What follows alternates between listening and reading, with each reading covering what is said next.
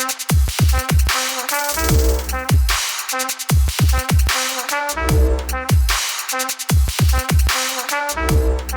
to Circular Firing Squad. I'm Marty Gensius, a counseling faculty at Kent State University and host for Circular Firing Squad. We've got 5 members, 5 questions, and 5 answers for each question. Questions are generated by each squad member and run from the thoughtful to the trivial.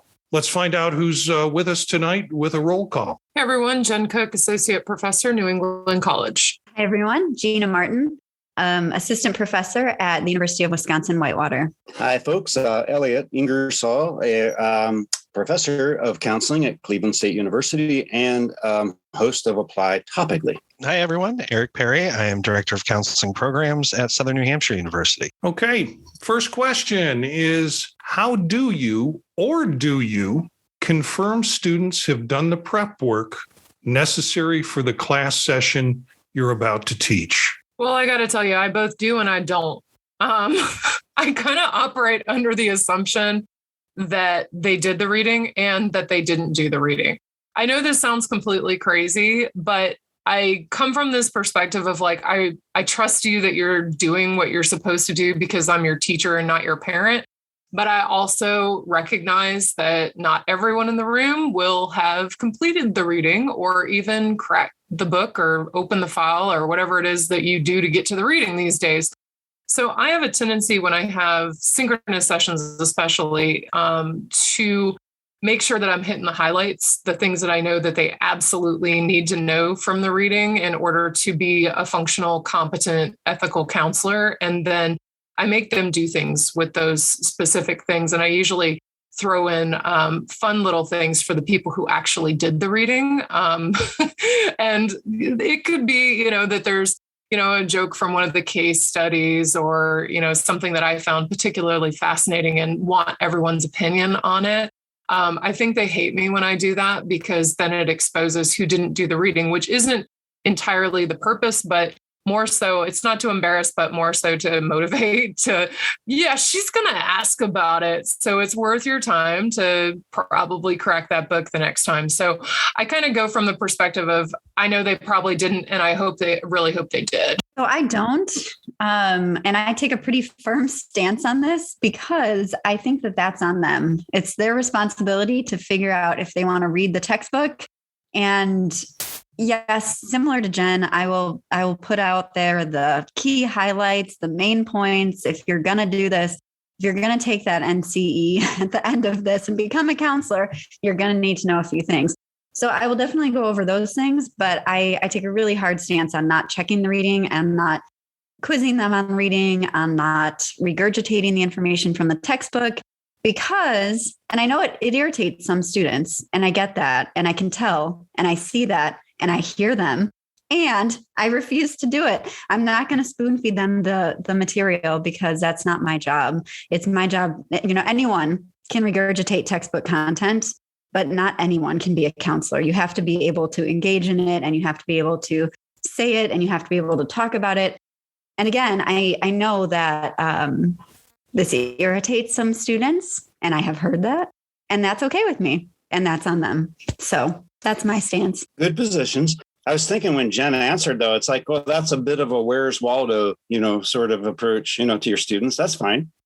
I always start my lecture first class. I talk about the Gaussian curve and just, human beings, most traits do fall out on this curve, which means there's probably a few of you who you can skim the book, miss half the classes, and you'll probably get an A, and God bless you. That's what I say. I'm like, good on you. Hey, that's great. That's innate talent. And then there's some of you who, like me, are going to have to read the book 2-3 times and get to every lecture. You're not going to pass. And that's me saying this. So place your bets. I'm open.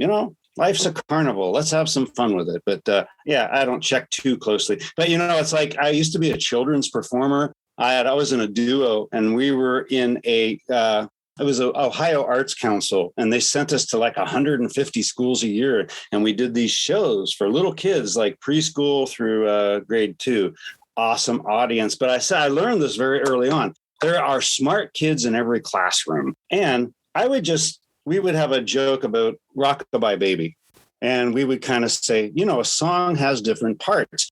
And I would look for the smart kids. And then my partner would be singing Rockabye Baby. And I'd watch them. And they'd be like, start with this vacant kind of Rockabye Baby. And it's on the treetop. And then you see them go, and then when the wind blows, cradle will rock. And they're like, oh, they're out of there, right? Bow breaks, cradle falls. And I'm like, I assume a lot of those students are in my classes too. And they'll pick up on the subtle or not so subtle hints. And anyway, that was a very long and disjointed answer, typical of what a full professor is expected of. So there we go. I'm going to try and follow that. No, I don't typically check. I think it comes out in the wash, though, right? Because one of my biggest pet peeves I think about courses are just here's the textbook reading because it fits what the topic is for this week, and half of it's junk. I'm really particular about what it is I ask the students to do. I don't ask them to read full chapters if there's stuff in there they don't need or I feel like isn't helpful. So I'm really careful about how I select it, what I select for them to do, and there's reason for it. So it's going to come up as a part of what we do for that week, whether that's, some type of formative assessment or part of the activities or what it is we're covering. I feel like sometimes, especially in courses that are really important, we don't have as much time as I would like. Like I don't have time to give you everything in every piece. Like Gina said, I can't spoon feed this to you. There's just things that we're not going to be able to get to. So I need you to do your part because we have to get to those experiential pieces that are going to make you effective in working with other people. So that's really important to me. I want to echo a little bit about what Eric said there in the sense that I have to say that, spoon feeding, if someone wants to pay me to spoon feed them, I'll spoon feed them for as long as it takes. If you got the money, hey, I'll do the spoon feeding. But most students don't have those resources. My apologies, Marty. Just had to check that in. I'm going to echo a little bit of what Eric said in terms of the importance of the reading because I don't like students to have to read junk. So I have switched textbooks when I realize, and I've gotten textbook recommendations from people that just turned out to be junk when I used them. And often tell students, read this chapter, but skip these parts because these parts are not helpful or it's the author's conceptualization and it doesn't add to the piece. But I try to treat them like adults. And I do this, before we head into the semester, a couple of weeks before, I generally send an email out to all of them and say, okay, here's the expectations for the course. It's a lot of work.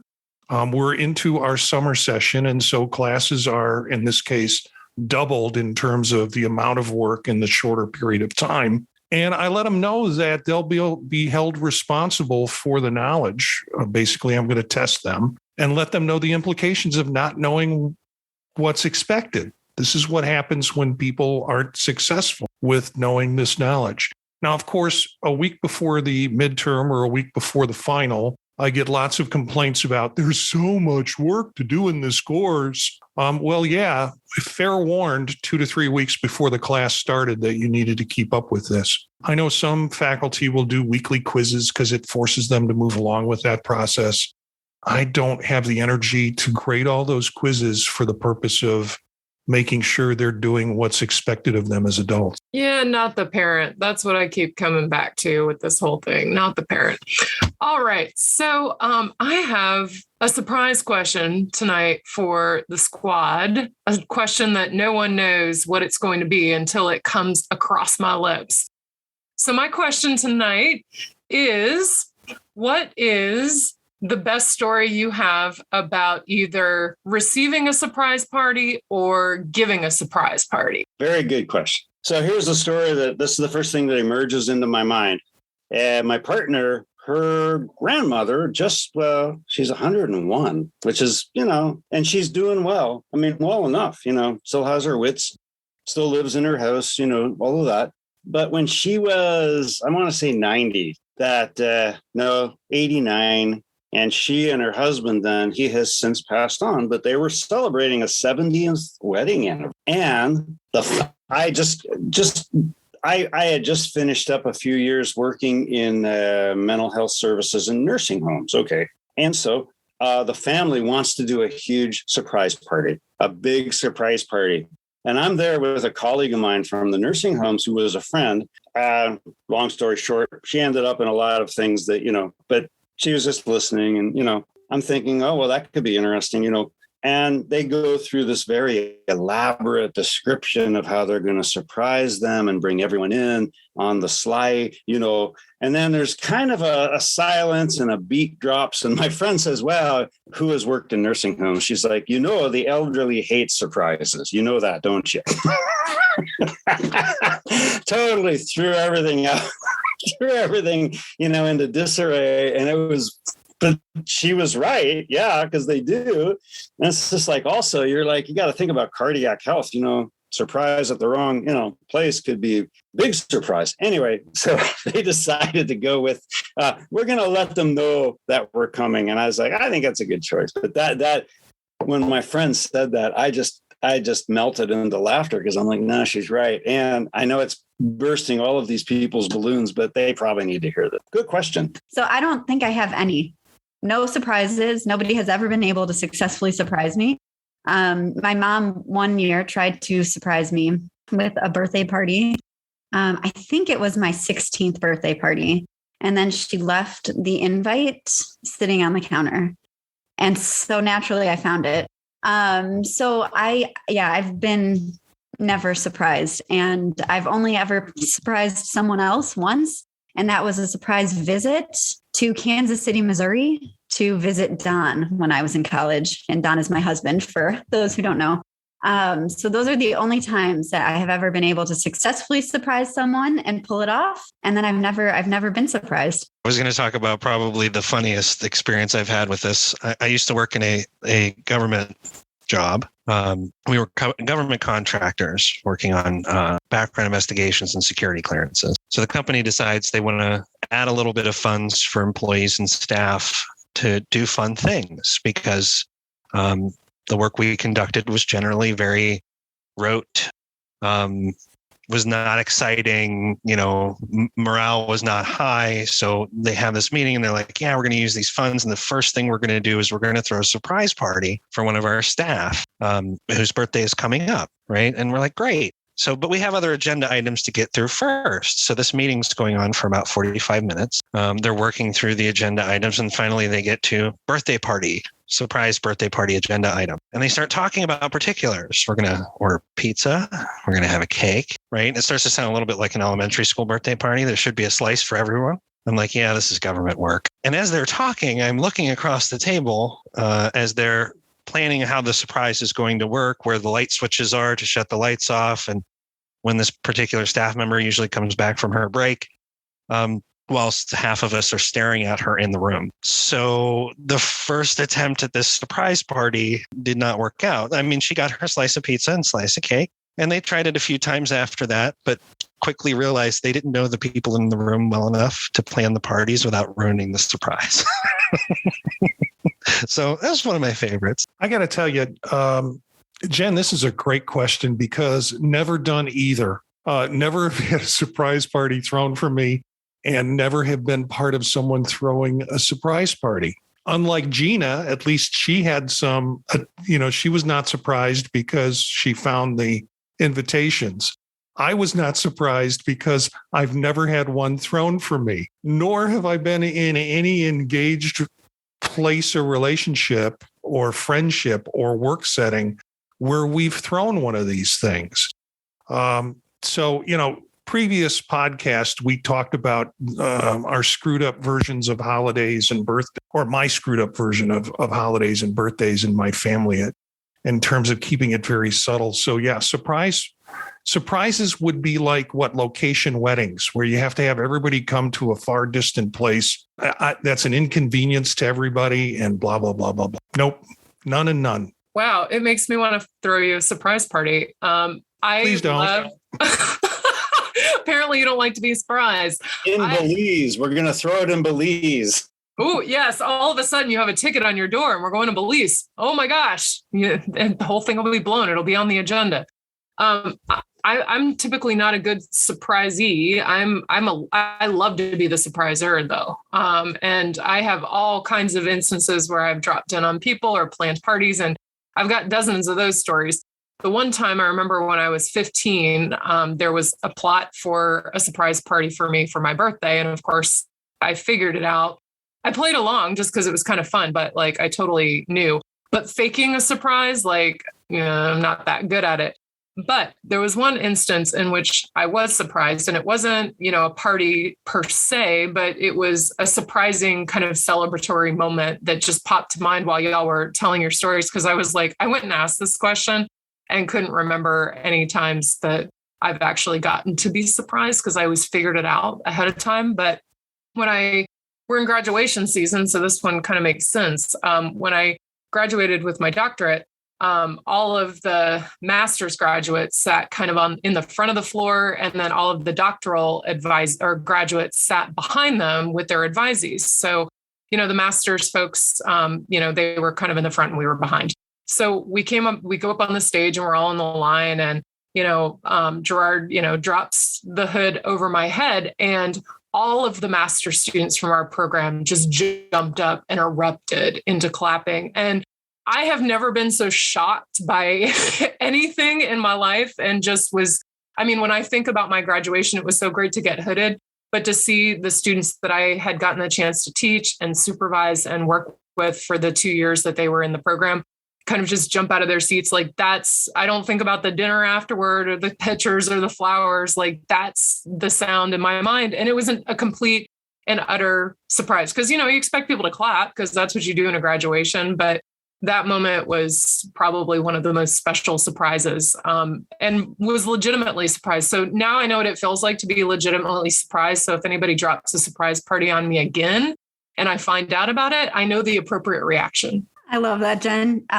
One big surprise that's coming to mind now for me is that I didn't have a PhD graduation, and that makes me sad to hear all about yours and to hear how people clapped and you got hooded. That was a big surprise that didn't end up happening due to COVID. I'm sorry. And it was really special. Although I have to say, Virginia Tech's a really big school. So even just with the graduate school, I think it was 3 or plus hours long, and kind of true to form, like everybody on the floor is sitting with their advisors. So what are you doing? You're carrying on a full conversation the entire time. So I don't know if it's that way typically, because that's my only experience of the doctorate graduation when I got to hood my own doctoral student, like it was during COVID. So like we're all in masks, and they were like, you can't hood him on the stage, hood him in line.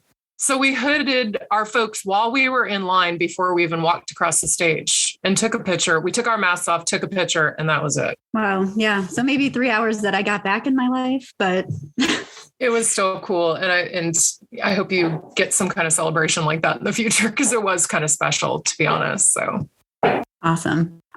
Well, another PhD is not in my future. That's for sure. Okay. So this next question, what is your research line and how did you get interested in that topic? This is a really interesting question for me, developmentally speaking, because I'm really losing interest in all things professional. I'm starting to my fiction writing is just exploding. My music stuff is coming back, and I'm kind of I think I might be, kind of rapping. I don't know.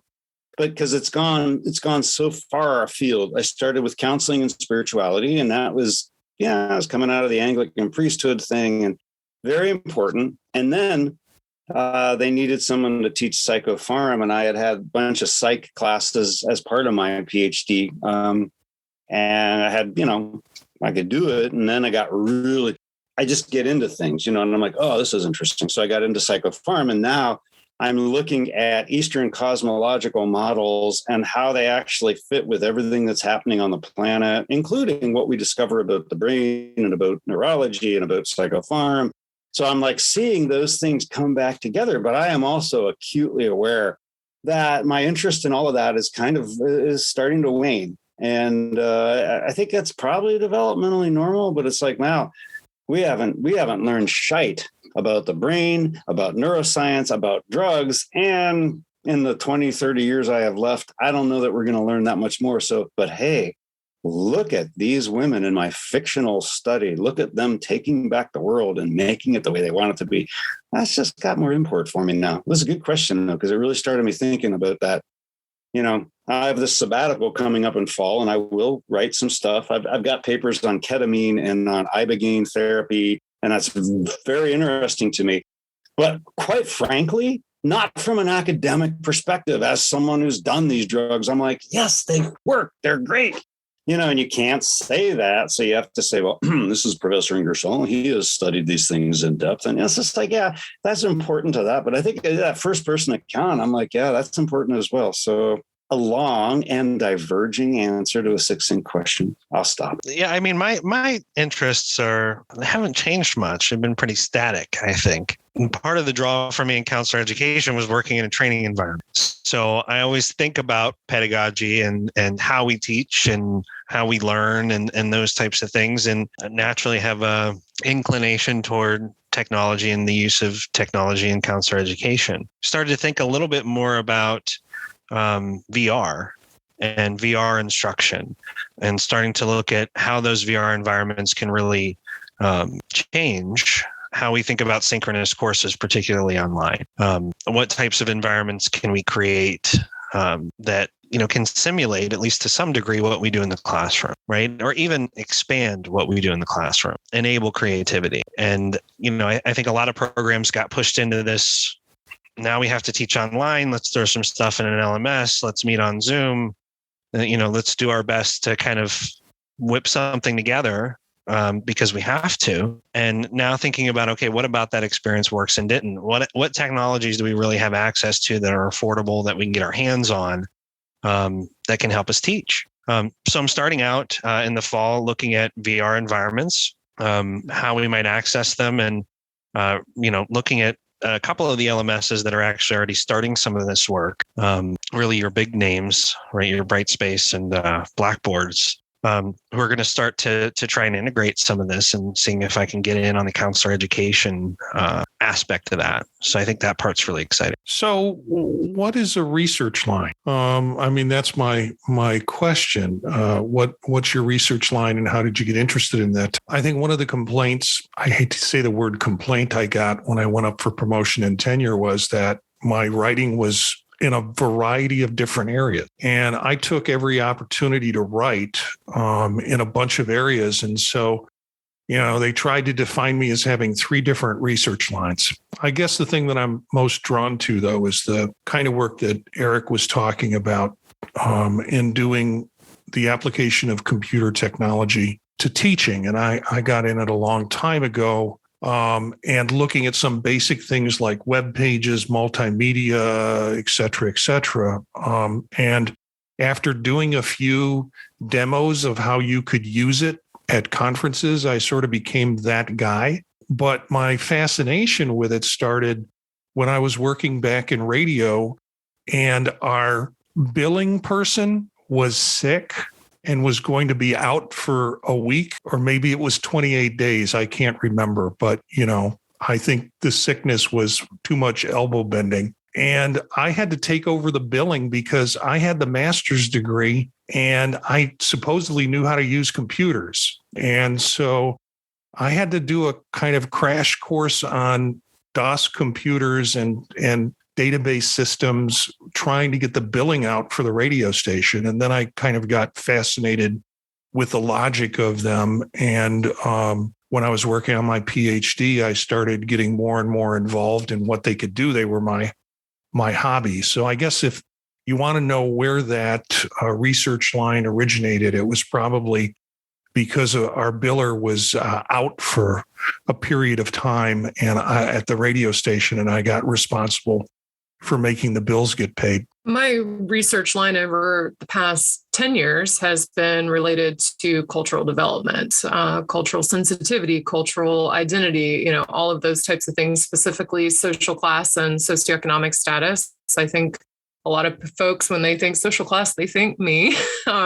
And I kind of love that. And for me, it really was me of realizing that I passed for a long time as middle class when I was not a member of the middle class, and how that felt to realize that I had spent a lot of time working to pass and to take on that identity, but not fully taking on that identity. And then once I was socioeconomically dropped into, middle income, upper middle even occupation and education, I started to think, well, I need to keep using my power to understand better, like how I bring my identities together, because I don't think I'm alone in this. Because the more that we attract folks into this profession who are of different types of backgrounds, socioeconomically speaking, social class wise, first generation students, which I am, first generation college, the more that we have to help folks to understand their own identities so they can work with clients. So this is becoming even more of a priority for me, I think, now, because I feel like I can better use my privilege around that to help others to understand themselves better, but wanting to take that and understand it better with clients too. That validation that it's okay to be quote unquote low social class, or to be low middle class, or to be upper class, that just because you're not a member of the dominant culture when it comes to social class, there's a place for you, and you can be bicultural in the midst of that. So I'm starting to see myself drawn into that in terms of clinical implications, understanding clients' perspectives of that with their counselors better. I'm not fully sure how to even measure that or what that's going to look like, but that's where my heart is being drawn right now, while also recognizing that I'm in the middle of a self-study. And somehow I found myself into writing a multicultural textbook with Maddie Clark. So we're writing a textbook.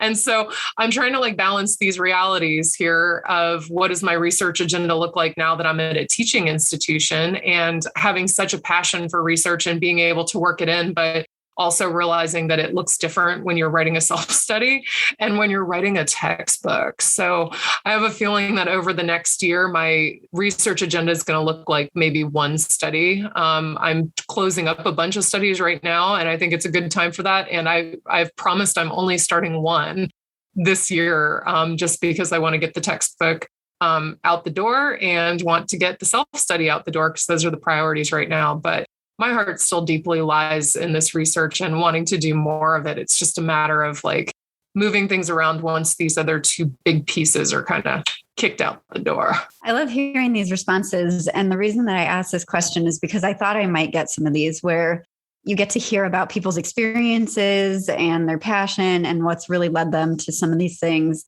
And I'm glad to hear that from all of you. And that's how it's been for me too. So I do a lot of research around neuroscience and bringing that into the counseling world. So for me, this started with my clinical experience, and I really have a passion, and my heart lies with studying clinical populations and looking at neurology. And I know that's kind of taboo, and I know that's really hard to do. And everybody tells me, you probably don't want to do that. And it's probably not a good idea because you're not going to publish very much because it takes a long time and it's really expensive. But I've been really lucky to have a few research mentors who have not sang that same tune and who have said that I can do it, and who have helped me get access to clinical populations and have helped me learn to read QEEGs and brain scans and things like that were totally out of my league and something that was so far out of my scope. But my whole passion, and the thing that I really want to devote my career to, is bridging that gap between how do I read a brain scan and what does this mean for mental health? Because there's a ton of research on brain scans themselves. There's a ton of research on neurology, and that is a different field. But it's all about how do we translate that to mental health, and what does that actually mean in terms of symptomology, in terms of treatment, in terms of developing protocols, whatever, all that stuff. So yeah, that's a little bit about me. Well, having had you as a guest lecturer in my psychopathology class, I can tell you that work has really stood you in good stead. I mean, the students are very impressed with it, and it's important work. So glad to hear that you're following up on that. My question is, I guess it's a reversion to the ridiculous or the silly, but I'm going to rephrase it because it's as I can hear, I had a counseling lab student. And I've had a few like this, but this is one of those people who met with me every week, and they wanted to know exactly what we were doing. And but I'm like, no, that's exactly what I would do if I had questions, And I'm like, yeah, we broke it down. So I can hear one of those students saying, "You ask a closed-ended question. You should have used an open-ended question for this." So I'm gonna change it just slightly. Tell us about any pet peeves that you have and enjoy nurturing. Oh, I like that enjoy nurturing part. I don't know. I have a couple, right?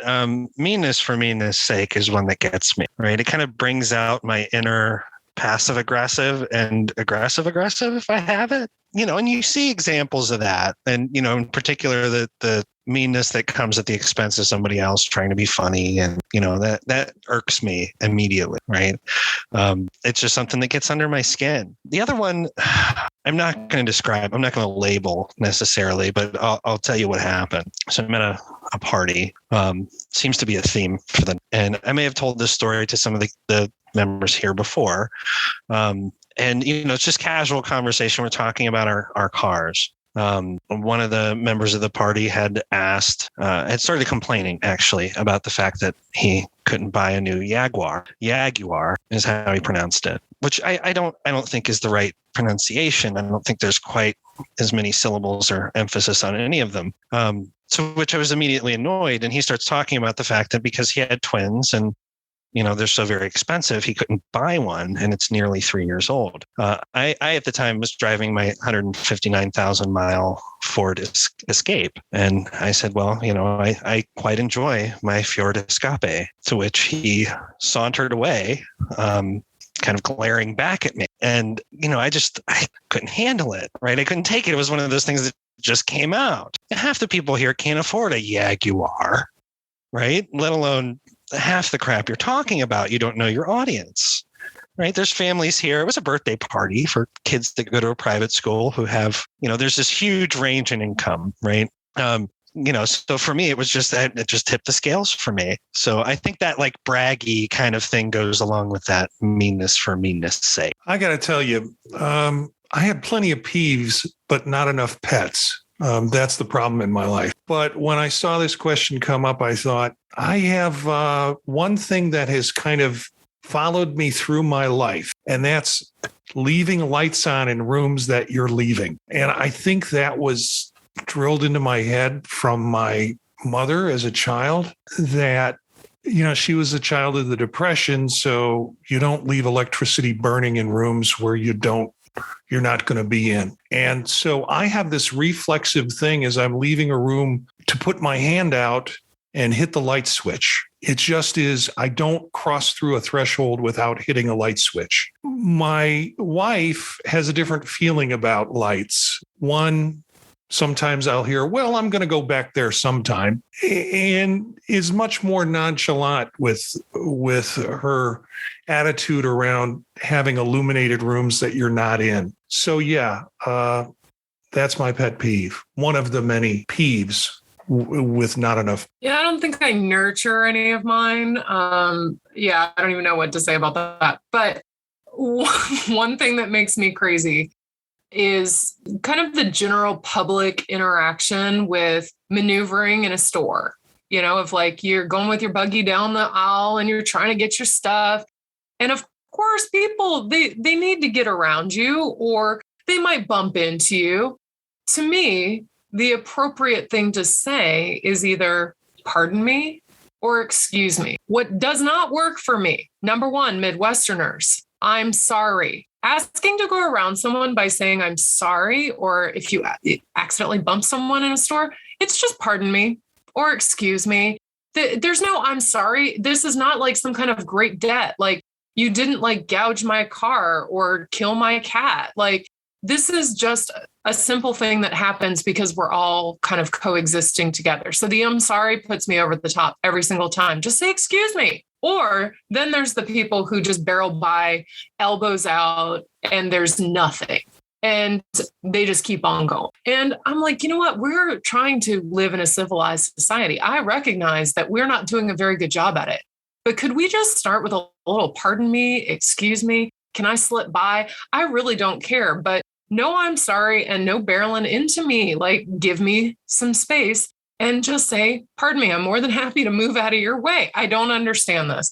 And I also don't understand why this bothers me so much, but I think it has to do with the way in which I was raised, sort of like Marty's talking about the light switches. My parents had a lot around this kind of stuff of like politeness was like, you might not have a lot, but you can be polite. You can be gracious. You can be polite. You can say thank you. You can say yes, ma'am, and no, ma'am.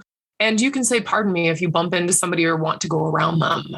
So this is probably family upbringing and the way that I was raised, but it continues in me because I think that it's just nice. And there's nothing wrong with simply being nice. So I have a laundry list, but I'm only going to stick to a couple for tonight for the time's sake. So one thing that really, really irks me is when I get in my car and someone has left the air conditioning blasting. Now, this might not seem like a big deal, especially if it was like 90 degrees here today or whatever. So not a big deal, right? I don't mind air conditioning in the car. However, it's when it's left on and I turn the car on and it's blurring in my face and it's blowing my hair and my eyelashes are, in my eyebrows. That's when I have a problem with the air conditioning in the car. So that's one of my biggest pet peeves currently as of today. And another one, it's actually really similar, Jen, to yours. However, it's when driving. And this is something that I have only noticed since I moved to the great state of Wisconsin. People stop at four-way intersections when they don't have a stop sign. Okay, so like everybody's going and I'm not anticipating this person to stop driving their vehicle and let me go because I don't have the right of way, but they stop and they're like, go ahead. And it's like this standoff and it makes me really uncomfortable. So I think it's a way of being polite. I think it's a way of being nice, but I don't think it's nice to the drivers behind them who are like, why what is this person stopping? It's because they don't read signage properly, because they don't stop at red lights either in Milwaukee. That's just like, it's a suggestion. It's not a mandate. They just would keep barreling through. Do you know how many times I've almost gotten killed either on foot or in my car just because red lights are a suggestion in Milwaukee? Are you kidding? We formally apologize to all of our Milwaukee and Wisconsin listeners. Of which we know there are many. Thank you, Eric, for that. Yeah. Tapped into some group energy on this one. Boy, that's good. Hey, there are so many. So many. I'm just going to start with a small one.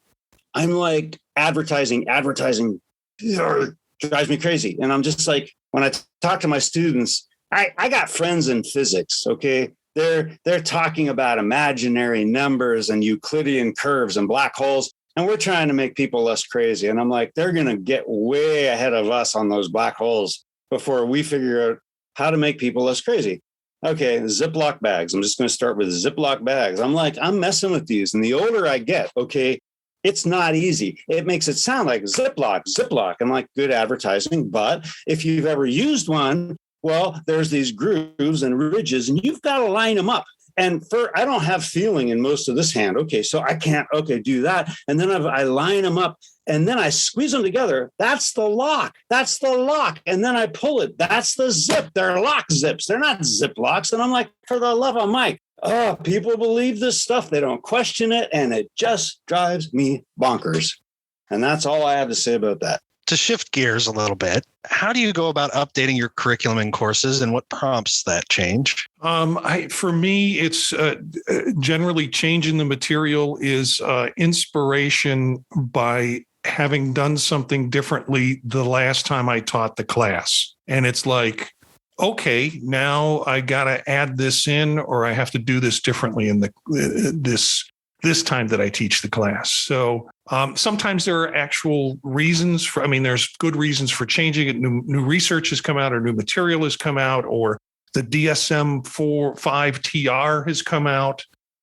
So there are reasons to make those changes, but typically it's because I've been inspired by something that seemed to work better the last time I taught it, that came out of the moment in the class. That means I change the process that I have. I'll be brief on this. This last semester, I taught psychopathology, and I taught it in a classroom instead of completely online, because I spent years putting material together for online lectures, online treatment plan development, and things like that. And he said, guess what? You're teaching it face-to-face this semester. Well, all of my content's online. What am I going to do in the classroom? So each week I kind of looked at the topics where I had all the material already for them to view online when they came to class. And I thought, now what am I going to talk about this time? It forced me to get into some really interesting areas. Like for some reason, one time I thought, let's talk about serial killers. I don't have a lecture on serial killers, and put together a lecture on serial killers and did that live. And students were like really engaged in wanting to discuss aspects of that. So it's those sort of structural shifts that force me to try and do something different or add something to the classroom. Yeah, I agree with what Marty's saying. And I would also say that there's these moments where I just see the material completely fall flat. And I make a little note to myself on my agenda. When I used to teach physically in person, I would bring, a printout of my notes, because ADHD, right? Like there's no way that I'm getting through all of the material or even close to the material without my little cheat sheet with me. So I would make a little note of like, well, that activity was a fail. And it wasn't so great the last time I tried it. And I thought it was an anomaly. So I'm going to switch that up the next time, because what I've noticed is that over time, like some of my ways of relating kind of don't make it with the students, because there's a shift in what they know or what they understand or what their framework is for things. And so something that might have been really great that I used, 8 years ago when I was teaching may not work that great now. So I take that feedback seriously. And I think part of it is self-awareness of paying attention to what's happening in the room and what the dynamic is. The same with discussion board prompts. Like there's some that I have gone back and I've changed them, even though they're good prompts, but I've just tweaked them slightly to remind them in bold that you're supposed to focus on the techniques from this week, not the techniques from the entire term, but the techniques from your reading from this week. Because I noticed a pattern this past week when I had a prompt where people were going in the Wayback Machine. I'm like, that's from 5 weeks ago. What are you doing? It says this week. So, I try to learn from these kinds of things where students slip up, because I don't want them slipping up just to lose points, because that's dumb. More so, it's like I want them to have the learning opportunities. So being able to make changes on my side that are going to increase their learning. I think a lot of that has to come from my self-awareness and paying attention to what's going on in the classroom and what's happening in the learning environment, so that I can better meet their needs, because they're always changing. Yes. So similar to what a number of people have said, I've had the opportunity to teach both online and in person. And I think that combination and always having to change content from online to in person or in person to online has actually helped keep me on my toes with updating curriculum, updating courses, updating activities, updating discussion posts like Jen, you were talking about. So I think that that's actually been really helpful. And one of the other main reasons that I update and change and adapt to whatever context is needed in that specific instance. Another thing that I do a lot, and this may be disorganized and disheveled and just part of my personality, but I oftentimes will not go in with a plan, and I will just respond to what students are needing. So like, sure, I'll have a topic planned and I'll have the textbook information that everybody may have read by the time of class. However, I don't like to go in with like a very specific outline of what I'm going to do. I found that in my early days of teaching, when I had that, things were not going great. It was not really good discussion. It wasn't responding to what students wanted. It was more of me regurgitating, spoon feeding the content, and not a whole lot of students thinking for themselves. One thing that I've learned is that when I say something in the classroom, it tends to stick a little bit more. However, when students can voice their opinions and get those out there before I've said the definitive, this is how it goes, then that helps people think through things a little bit more. So I like to respond to that, and I like to lean into that. And I know that that can be uncomfortable for some students, especially those in the beginning of their master's programs, usually. And that's something that I like to encourage and invite students to get comfortable sitting in that discomfort. So, yeah. Yeah, I wish my answer had the academic integrity of Jen's or Gina's. Mine is mostly insecurity and ADHD. I'm always like, every semester I'm like, these people are going to get very tired of you very quick. You've got to up your game. And there's always that. But then I'll be like reading and I'll be like, oh, look at that study in Nature. Oh, look at that study. So I make a list. I learned how to here's my file for updating my lectures for next semester. And I'll find all these studies and then I'll go back to them. But the ADHD actually serves me very well in that. It's just that hunter-gatherer kind of thing. You're like, oh, snag that. Oh, snag that. Then you go back and you read them a little more in depth, or you trace it to the root study, and very gratifying on a personal level. And I hope my students think so too. But I also have doctoral interns, and I'm like, oh my gosh, I'm co-teaching this with someone. I've got to make sure this course is up to snuff. People are coming out of a doc program know far more than I will probably know for a long time. They're like on top of everything. I'm on top of like 2-3 things. That's my siloed expertise. But like people who are just finishing, they're on top of everything. And I'm like, all right, let's make this, resourceful for them as well. So yeah, there you go. Insecurity and ADHD, 2 tastes that go great together if you don't like peanut butter and jelly. Yeah, I brought the question out because I was having a conversation with a couple of colleagues about one of my first experiences teaching, and I'm getting kind of the lay of the land. And it's interesting, Elliot, that you talk about doctoral interns, because I was one, and I have the faculty who normally teaches the course sitting with me, and she's telling me, she's like, every week you have to curve the quizzes. And I'm like, we curve quizzes? Yeah. Oh, yeah. That's what we do here. And okay.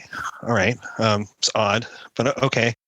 And she's like, sometimes there's questions that maybe 1 or 2 students out of 25 will answer correctly. And you're going to throw those out. But we're going to give them the same.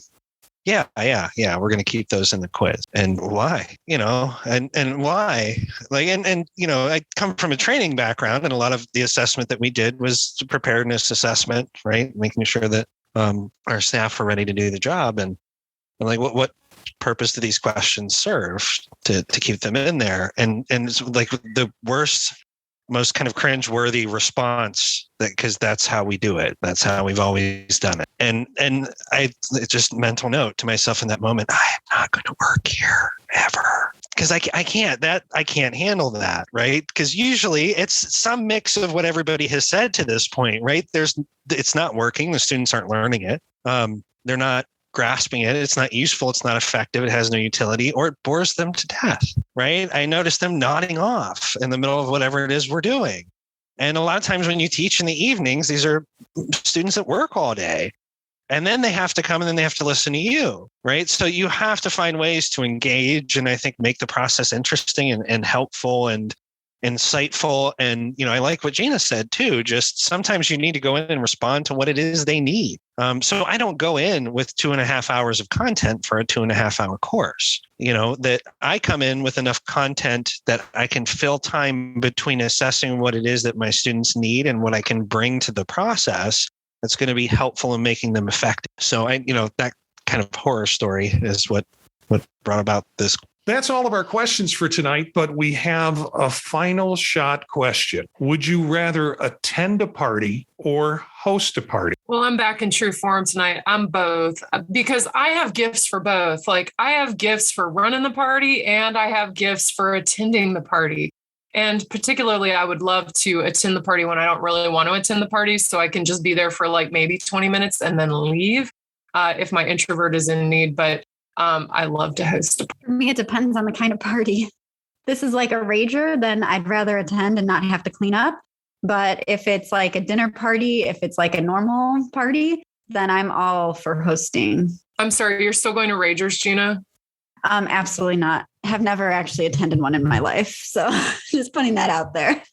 Oh, I absolutely love giving parties. I love decorating. I love cooking. I love inviting people and just going out and talking to everybody. And that's my job as the host. So I just float, and every queer bone in my body loves hosting a party. I'm going to attend out of pure laziness, right? My spouse loves to host a party. And, Elliot, it's funny because I just put her out front, right? She, whenever we have a party, she just does the hosting, and she finds a place for me to be. And that's what I do. So I'm attending. I find attending so painful.